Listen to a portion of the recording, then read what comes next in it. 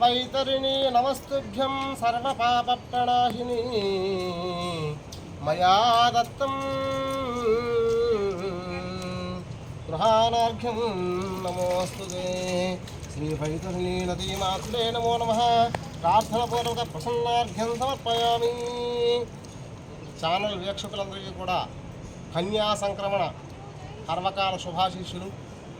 ఈరోజు మనం ఓఢ్యానే గిరిజాదేవి ఓఢ్యాన పట్టణంలో అష్టాదశ శక్తిపీఠాల్లో 11వ శక్తిపీఠమైనటువంటి గిరిజాదేవి శక్తిపీఠంలో ఉన్న ఇక్కడ అమ్మవారి యొక్క నాభిస్థలం పడింది.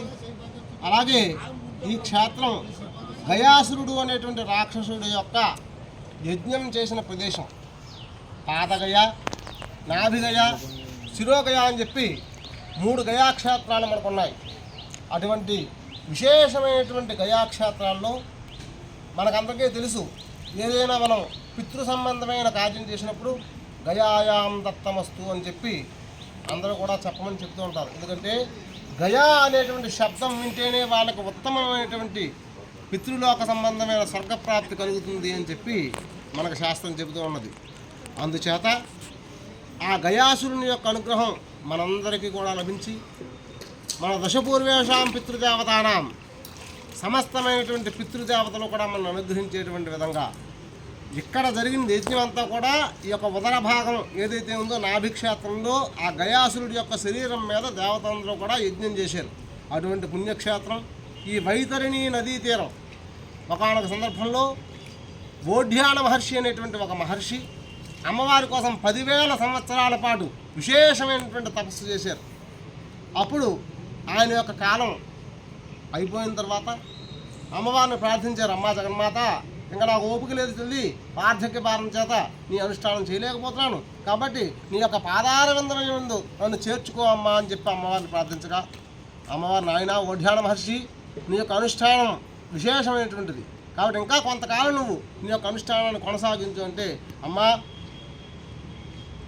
వ్యాఘ్రేవ తిష్టతి జరా పరివర్జయంతి రోగాశ్చ శత్రువజవ ప్రవహంతి దేహం ఆయు పరిశ్రవణ భిన్న ఘటాదివాంబోహ అనేటువంటి శాస్త్ర అనుసారంగా వార్ధక్యం వచ్చింది తల్లి. అలాగే రోగాలన్నీ కూడా శరీరాన్ని ఇబ్బంది పెడుతూ ఉన్నాయి. అలాగే ఆయుర్దాయం అంతా కూడా కొండకు చిల్లుపడి నీరంతా ఎలా అయితే అయిపోతుందో అలా అయిపోయింది. కాబట్టి నాకు ఇంకెలా అవకాశం వస్తుందమ్మా అంటే, నీకేం భయం లేదు నాయన, నిన్ను నేను అనుగ్రహిస్తాను, కాబట్టి నువ్వు చక్కగా ఆ యమధర్మరాజు కూడా నిన్నేం చేయలేడు, నువ్వు అనుష్ఠానం చేయి నా కోసం అని చెప్పి అమ్మవారు ఆజ్ఞాపించగా ఈ రకమైనటువంటి పరిస్థితుల్లో ఆ ఓఢ్యాన మహర్షి ఆ యొక్క తపస్సును కొనసాగిస్తూ ఉన్న సమయంలో ఆయనకి ఆయువు తీరిపోయింది. కాబట్టి ఆయువు తీరిపోతే ఎవరైనా సరే ఆ యొక్క యమధర్మరాజు యొక్క అనుగ్రహం చేత, అంటే పుణ్యాత్ములకు మాత్రమే స్వయంగా యమధర్మరాజు గారు వస్తారు. కాబట్టి అటువంటి యమధర్మరాజు పాశాన్ని పట్టుకురాగా ఆ ఓఢ్యాన మహర్షి అమ్మవారిని ప్రార్థించగా అప్పుడు ఆ యొక్క యమధర్మరాజుని భస్మం చేసేసింది అమ్మవారు. అప్పుడు దేవతంతా కూడా వచ్చి, అమ్మా జగన్మాత, నీకు తెలియనిది ఏం కాదు తల్లి, సృష్టి సంబంధమైన విధానం అంతా కూడాను ఆ యమధర్మరాజు యొక్క ఆజ్ఞ చేత ఈ యొక్క మరణ సంబంధమైనటువంటి శాసనాలన్నీ కూడా జరగాలి కదా, అటువంటిది నువ్వే ఎలా చేస్తే ఎలా తల్లి అని చెప్పగా అప్పుడు ఆ అమ్మవారు ఆ యమధర్మరాజుని తిరిగి బతికించి, నాయనా యమధర్మరాజా, నీ యొక్క యమలోకంలో ఉన్నటువంటి ఈ యొక్క వైతరిణి నది దుర్గంధభూ ఇష్టంగా చీము నెత్తురు అసహ్యకర వాతావరణంలో ఉంటుంది.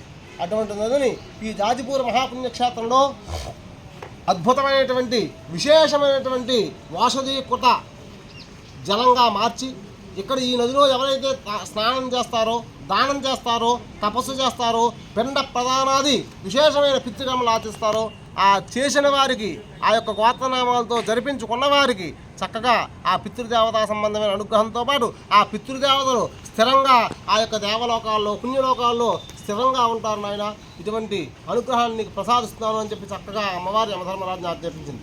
అంతేకాకుండా ఈ క్షేత్రంలో భండాసుర వధ అమ్మవారు చేసిన తర్వాత ఆ గిరిజాదేవి యొక్క అనుగ్రహం కోసం బ్రహ్మగారు సాక్షాత్తు ఇక్కడ యజ్ఞం చేసినట్టుగా పురాణ సంబంధమైనటువంటి శాస్త్ర సంబంధమైన ఆధారాలు ఉన్నాయి.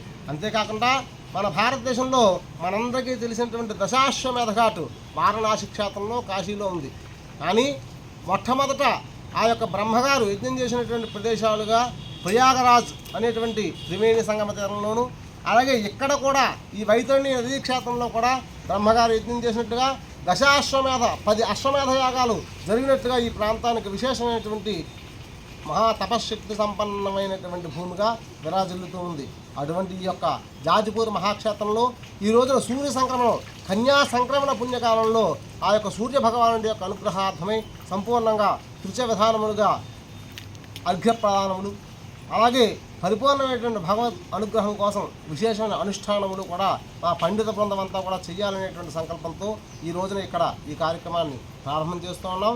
అందరూ కూడా ఈ యొక్క కార్యక్రమాన్ని తిలకించి ఇంకా విశేషంగా ఇటువంటి ఆధ్యాత్మిక సంబంధమైన విశేషాలందరినీ కూడా మనం ప్రపంచవ్యాప్తంగా ఈ యొక్క ఏదైతే ఆ యొక్క విశేషమైనటువంటి యూట్యూబ్ ఛానల్ ద్వారా అందరికీ కూడా అందుబాటులో ఉంచాలి అనే సంకల్పంతో ఈ యొక్క ఛానల్ని ప్రారంభించడం జరిగింది.